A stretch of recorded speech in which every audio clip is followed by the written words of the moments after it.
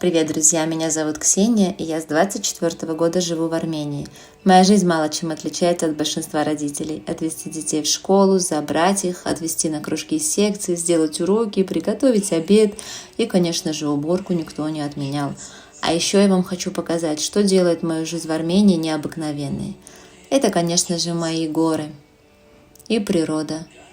А еще люди, с которыми я встречаюсь каждый день, которые угощают меня домашним вареньем, у которых я покупаю горячий хлеб, с которыми я пью кофе и с удовольствием навещаю.